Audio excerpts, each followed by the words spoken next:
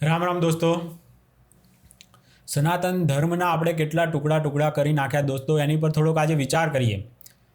બૌદ્ધ, શીખ, જૈન આ હિન્દુ જ હતા, સનાતની જ હતા, પણ એનાથી આપણે અલગ કરી નાખ્યું કે હિન્દુ અલગ, જૈન અલગ, બુદ્ધ અલગ અને શીખ અલગ. આ અલગ ચારેય એક જ હિન્દુમાં જ હતા, પણ અલગ કરી નાખ્યા. આપણે હિન્દુ ધર્મને અલગ કરી નાખ્યો. હવે હિન્દુ ધર્મમાંથી પાછા અલગ સનાતન ધર્મને પોતે અલગ કરવા મથી રહ્યા છે. હિન્દુ એમ કે શાસ્ત્રોમાં કે આ હિન્દુનો ઉલ્લેખ નથી, તો શું થઈ ગયું ભાઈ દોસ્તો? શાસ્ત્રોમાં ઉલ્લેખ નથી, પણ આપણને તો આપણી પહેચાન ખબર છે ને કે આપણે શું છીએ. તો એ લોકો નવું લાવ્યા કે સનાતન અલગ છે, હિન્દુ અલગ છે. એટલે હવે પછી હવે સનાતનમાં કોણ કોણ આવે ને એ લોકો અમુક નક્કી કરે છે દોસ્તો. અમુક લોકો એવું નક્કી કરે છે કે આ 5 દેવોને માને એટલા જ સનાતની, બીજા નહીં. તો દોસ્તો 5 દેવોને જ ખાલી સર્વોપરી માને એવું શક્ય જ નથી બનવાનું. કોઈ 5 દેવને સર્વોપરી માને ને એ કોઈ કાળે શક્ય જ નથી. તમે સાઉથમાં ફરશો ને તો ભયંકર શૈવ પંથનો અને વિષ્ણુ પંથના ભયંકર ઝઘડાઓ થયેલા છે. અને આ ટીપુ સુલતાન આવ્યો તો ટીપુ સુલતાન, એ ટીપુ સુલતાનને હારો કહેવાવાળા કોણ હશે? એ લોકો અમુક હારો કહે છે, પણ એ ટીપુ સુલતાને વૈષ્ણવોની કત્લે આમ કરેલી હતી દોસ્તો. પણ એ ટીપુ સુલતાનને હારો કહેવાવાળા પણ સાઉથમાં છે, અને એ કયા છે ને તમે થોડુંક જાતે રિસર્ચ કરો. તો આવું ભયંકર દોસ્તો ચાલી રહ્યું છે. પણ આપણે બધા એક છીએ, કોઈને અલગ કરવા ના જોઈએ, આવી સામાન્ય બુદ્ધિ પણ નહીં હોય આ લોકોમાં. એ હવે મારા તો સમજની બહાર છે. પેલો જ્યોતિર્નાથ એક ગાંડો છે, જ્યોતિબેન, એ રે સનાતની નથી કરતો હતો. હવે ખબર નથી શાન ઠેકાણે આવી હોય તો સારી વાત છે, પણ બીજાને સનાતની છે કે નહીં એ આવડો મોટો શંકરાચાર્ય એને બનાવી નાખ્યો છે. તો બનાવી દો, કોઈ એને કીધું હોય તો ખબર નથી આપણને. આટલો મોટો પાછો ડૉક્ટર છે, એને શંકરાચાર્ય બનાવો એટલે કોણ સનાતની છે કોણ નથી એના સર્ટિફિકેટ એની પાસેથી લોકો બનાવે, અને બધા સનાતની છે કે નહીં એ બધું એ લોકોને ખબર પડી જાય. દોસ્તો સંપ્રદાયો અલગ અલગ સંપ્રદાય હતા. જૈન છે, બૌદ્ધ છે, શીખ છે, આ બધા અલગ અલગ સંપ્રદાય હતા. અને સનાતન ધર્મ એટલા માટે કહેવાય છે કે એનું કોઈ બી કાંઈ ધારાધોરણ નક્કી નથી કર્યું. એ સનાતન વર્ષોથી આવતો રહ્યો છે. સનાતન ધર્મ એમાં પોતપોતાની રીતે પોતે જે એને અમુક હરામખોરો એને વાળો કહે છે સંપ્રદાયોને. તો સંપ્રદાયોમાં ધારાધોરણ હોય, કેમ કે એ લોકોએ નિયમો બનાવ્યા હોય કે હા અમારા સંપ્રદાયમાં આ નીતિ નિયમો, આવા ઉત્સવો અમારે ઉજવવામાં આવે છે, આવા નિયમો અમારે હોય છે. કોઈને ધારો કે જૈન ધર્મમાં કંદમૂળ ના ખાતા હોય, વૈષ્ણવોમાં લસણ ડુંગળી ના ખાતા હોય, આવું બધું બધા સ્વામિનારાયણમાં પણ વૈષ્ણવ રીતિ રિવાજ જ પ્રમાણે જે એમનું ચાલે છે. ઉત્સવો પણ વૈષ્ણવો પ્રમાણેના ઉત્સવો ઉજવે છે. તો આ બધું પોતપોતાનું નીતિ નિયમો પ્રમાણે પોતાનું અલગ હોય. એ કંઈ વાળા નથી, એ એક પ્રગતિ માટેનું એક સંપ્રદાયો બનેલા છે, જેથી સનાતન ધર્મની શોભા એના લીધે જ છે. ધારો કે ભારત દેશ છે, એને આપણે સમજી લઈએ સનાતન ધર્મ, અને તો હું પછી આ ગુજરાત વાળો છે, મહારાષ્ટ્ર વાળો છે, પછી મધ્યપ્રદેશ, ઉત્તર પ્રદેશ, આ બધા અલગ અલગ વાળા છે. એ બધા એમની સંસ્કૃતિ પ્રમાણે એમના પ્રમાણે અલગ થયેલા છે. એમની ભાષા અલગ છે, એમના રીતિ રિવાજ અલગ છે, બધું જ એમનું નવું વર્ષ અલગ હોય છે. મહારાષ્ટ્રમાં અલગ હોય, આપણું ગુજરાતીઓમાં અલગ હોય છે. આપણે દિવાળી પ્રમાણે ઉજવીએ છીએ, એમનું હમણાં જ ગયું. તો આવી બધું જ એ લોકોની ભાષાથી લઈને સાંસ્કૃતિક પહેરવેશ બધું અલગ છે. એટલે એક ઓળખ પ્રમાણે અલગ પાડ્યું છે. તો એ કંઈ વાળા નથી. આ બધી એક એડમિનિસ્ટ્રેશન, જેથી હારામાં સારું સંચાલન થઈ શકે. તો ગુજરાતવાળા પોતાની રીતે ત્યાં સંચાલન કરે, મધ્યપ્રદેશવાળા મધ્યપ્રદેશની રીતે, પછી મહારાષ્ટ્રવાળા એમની રીતે, આ રીતે સંચાલન કરીને સારામાં સારો દેશને આગળ લઈ જાય. એના માટે આ બધું કામ થતું હોય. તો અમુક હરામ કરો કે આ વાળા છે, એણે સનાતન ધર્મનું આમ કરી નાખ્યું, તેમ કરી નાખ્યું. એ વાળાઓના લીધે જ આજે થોડો ઘણો બચ્યો છે સનાતન ધર્મ. બાકી તો આ લોકો, આ હરામખોરોએ તો શું કર્યું છે? બોલો, અલી મોલા કરાવવું છે, બધી જાતનું કરાવવું છે. આ બધું આપણામાં ના આવે.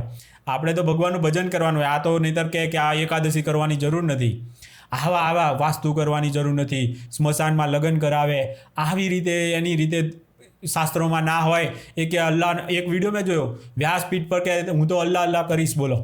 અને વ્યાસપીઠ પરથી બોલે છે પાછળ કે વ્યાસપીઠ પરથી હું અલ્લાહ કરીશ. કરો જો, આ એનો પોતાનો સંપ્રદાય બનાવે.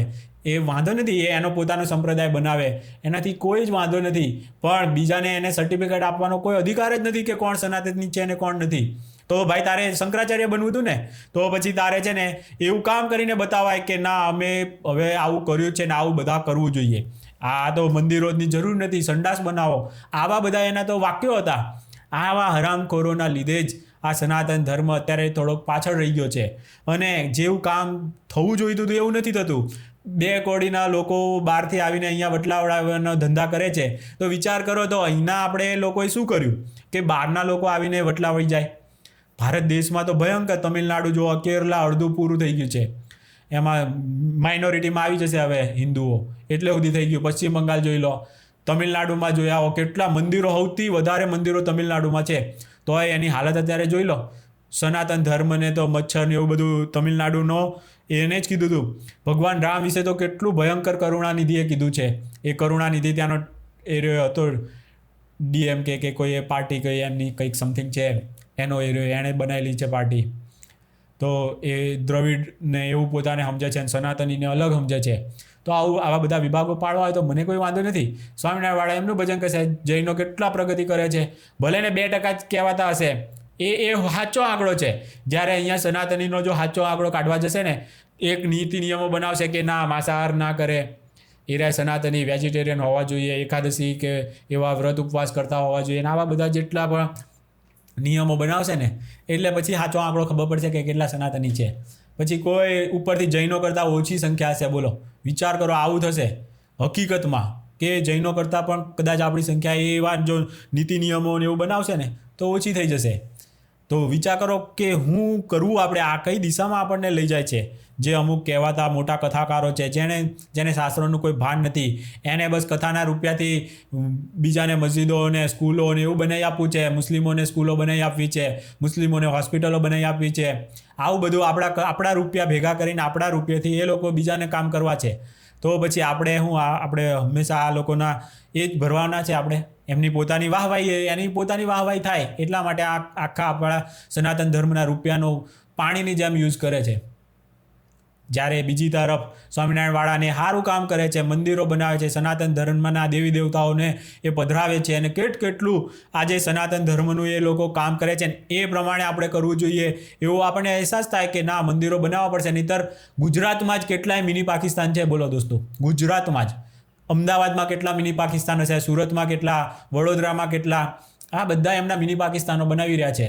તો પછી આપણે નહીં જાગીએ ને તો આ કથાકારે તો એ લોકોને તમારે કે મસ્જિદો તમે ગલીએ બનાવો અને સ્કૂલોની જે જરૂર પડે ને તો હું બનાવી આપું, આવું કહે છે. આપણા રૂપિયાથી એ લોકોને ગેરંટી આપે કે તમારે 1 રૂપિયો ખર્ચો કરવાની જરૂર નથી. હું મારા કથામાં જેટલા યજમાનો હું ખિસ્સામાં રાખું છું, એ લોકોના પૈસેથી હું તમને બધાને સ્કૂલો બનાવી આપું. આ ભયંકર કથા જેહાદ કરે છે. આવું કરવા દેવાય? વિચારો તમે. અને પાછો કરે તો ચાલો વાંધો નહીં, તું તારું સારું કરે કે તારાથી બીજાનું કોઈનું એજ્યુકેશનનું કામ કરે છે. પણ પ્રોબ્લેમ ત્યાં છે કે એ જ પાછો હરામખોર સનાતન ધર્મના ભાગલા પણ પાડવા એ જ ઊભો છે. મંત્રાનું કામ કરે છે, કજિયાખોરી કરી અને સનાતન ધર્મના ભાગલા પાડવા પણ એ જ આગળ પડતો છે. મને તો કોઈ વાંધો નથી, અલી મોલા કરે યા હુસેન કરે, જે કરવું હોય કર, તારાથી જેટલી દમ હોય ને એટલું કરી લે. પણ બીજી બાજુ તું આટલું બધાનું મુસલમાનોમાં બધાથી તને બધાને સારું દેખાય છે, તો આપણા જ સંપ્રદાયો છે એમાં તને કેમ સારું નથી દેખાતું ભાઈ? પ્રોબ્લેમ ત્યાં આવે છે. તને જ્યારે સારું નહીં દેખાય, બીજા બધામાં સારું દેખાશે ને બસ ઈર્ષા દ્વેષ આપણા ભાઈઓ હાથે જ કરવાનો, આપણા ભાઈઓ હાથે. આ રાક્ષસ પ્રજાતિ જે હંમેશા આવી જ છે, દરેક યુગોમાં રાક્ષસો આવે છે ને ભગવાને આવે છે. ઓળખતા આવડવું જોઈએ કોણ રાક્ષસનું કામ કરે છે ને કોણ ભગવાન છે. આટલું ઓળખતા એમ તમને નહીં આવડે એ તો કેટલી હદે. તમે વિચાર કરો કે આવું કરાય, રામકથા આપણે ગાતા હોય અને એમાં આ બધું કરવાની શું જરૂર હશે? કોને એને ખુશ કરી નાખવા છે? એ કોઈ દિવસ ખુશ નથી થઈ શકવાના. આ પોલિટિકલ પાર્ટી ભાજપે એમને ખુશ કરવાની ઓછી કોશિશ કરી છે. કેટલી એમને ખુશ કરવાની કોશિશ કરે છે, હજુ કર્યા કરે છે. એ ત્યાંથી એ ખુશ નથી થતા તો તમારાથી ખુશ થઈ જવાના. તમારી જોડીમાં અયોધ્યા આપી દીધું હોત ને તો અયોધ્યાની જમીન તમને ના આપી દીધી હોત, મથુરાની હજુ બાકી છે એ ના આપી દે તો તમને. પણ એ બધું નથી. આ લોકોનું બસ તમે એમને આપો એ તમને કાંઈ નહીં આપે. મારા બાપનું ને તારામાં મારો ભાગ.